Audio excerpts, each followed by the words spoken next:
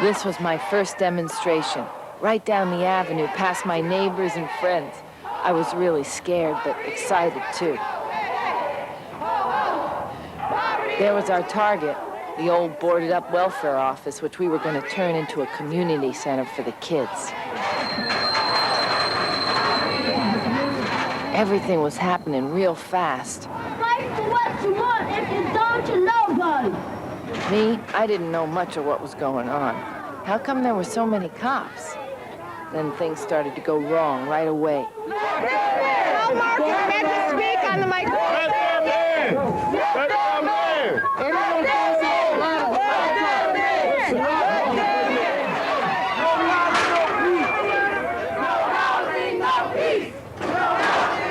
in! Cops took away our ladder, and we snuck into a door someone had unlocked in all the commotion and watched to see what would happen.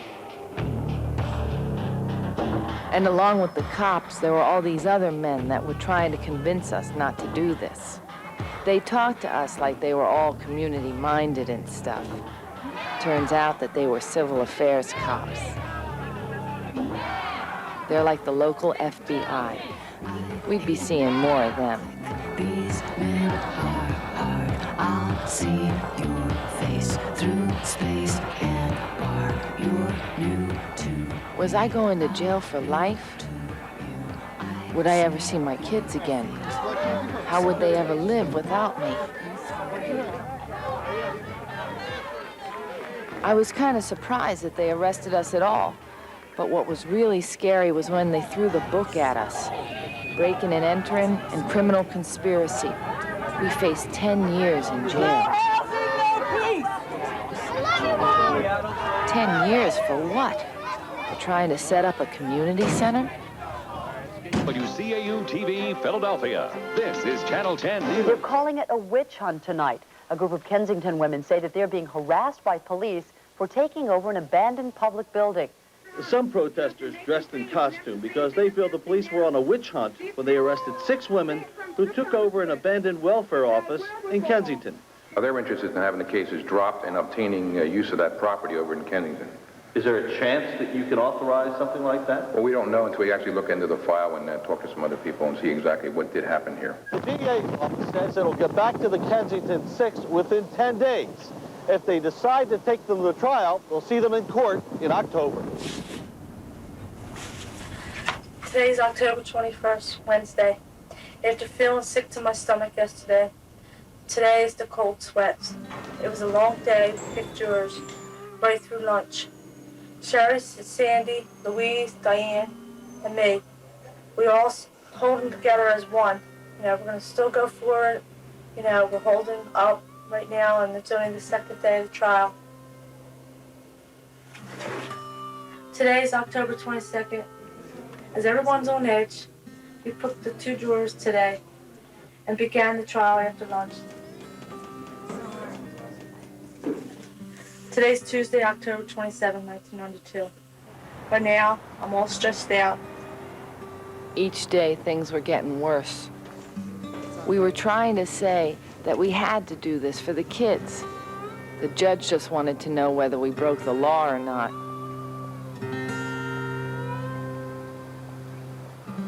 Why did I do it?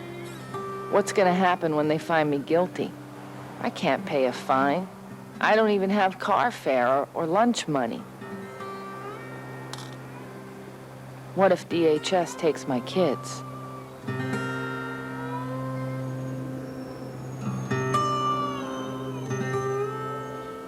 Jurors went into the delivery room about 12 o'clock.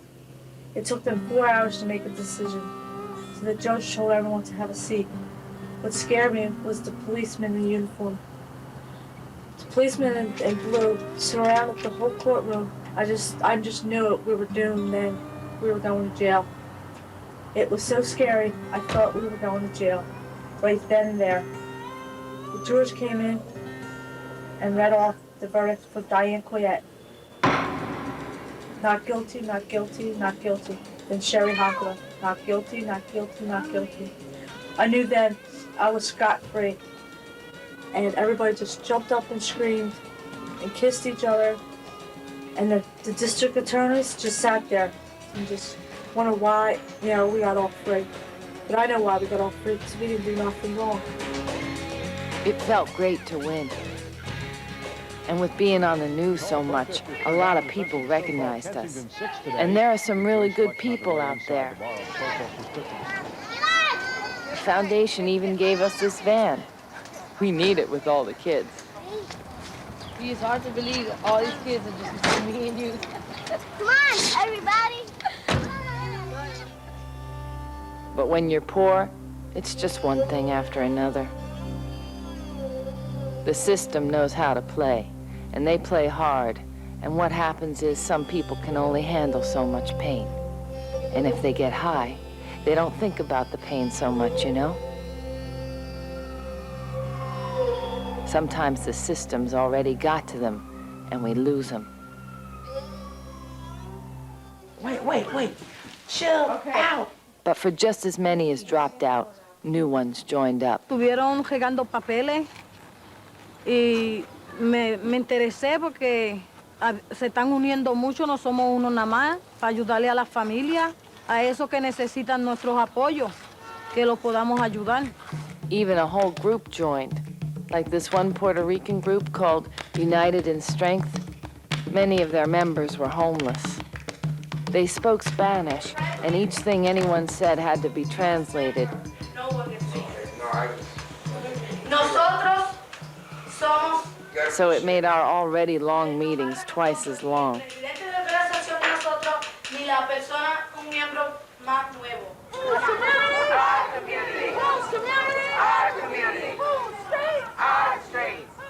It's been exactly 1 year since we tried to take over the welfare building, and people in Kensington have gotten to know us and opened their doors to us. Our leaflet asked, "Are you angry about being poor?" When people know about us, they come around. Soon we can teach them what's going on, and then they teach another one. Each one teach one. By this time, I knew what was what. When you hold up your Kensington Welfare Rights Union sign, it's beautiful. We're standing up for our rights. We decided to try again for a youth center. We had a secret plan that would guarantee that we get the building. The cops thought that we were going back to the same building as last year. But only Cheri, me, and Chicago knew the actual building because Chicago had broke into it last night to get things ready.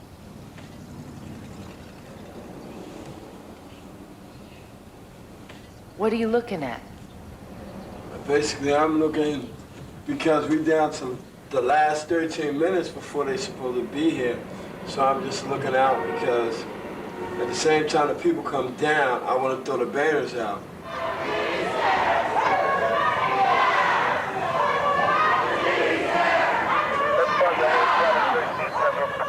And attention matters. The minute's taking long. It seems to be taking longer now.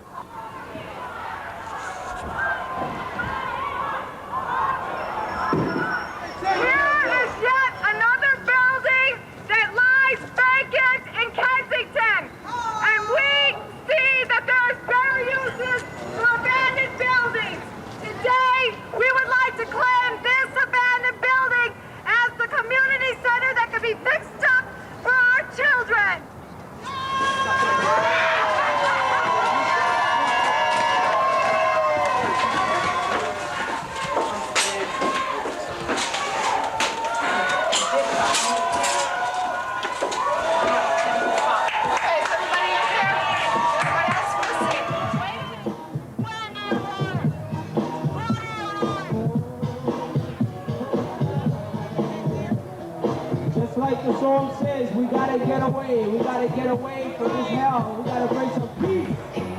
Our old friends, the civil affairs cops, came out in force. And since they couldn't convict us last year when we tried to get a youth center, now they videotape everything we do.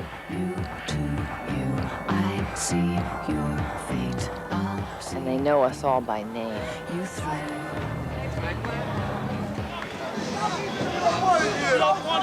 It's gonna be a gang. And then our kids ain't gonna be able to go to school. We got enough problems as it is here now. We don't need no more. Some of the neighbors seemed kind of confused about what we were trying to do. I lived here for 33 years. The cops don't do shit for us. But you know, they're just as bad off as us, and their kids are hungry too. What we're trying to do is have a group where blacks, whites, you know, everybody can get up and out of poverty together. This is what Civil Affairs tried to stop. First, they collect info. Then they get DHS or welfare to check up on us or search for warrants or tickets. Sometimes they follow us, and we hear this staticky sound on our phone calls. They even try to pressure some women to leave the group.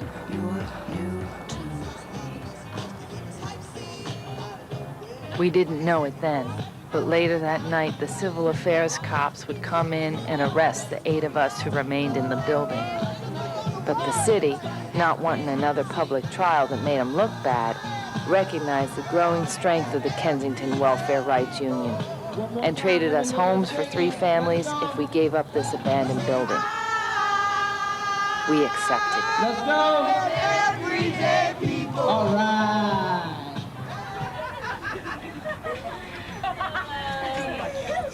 Look at you. It turns out that we had more than one thing to celebrate. Oh, that's nice. Yeah, I like that. This is the girl of the future. This is the future struggler. I mean, she's been through so much. When I was pregnant with her, she's bound to be a fighter. She fights for her bottles now, look.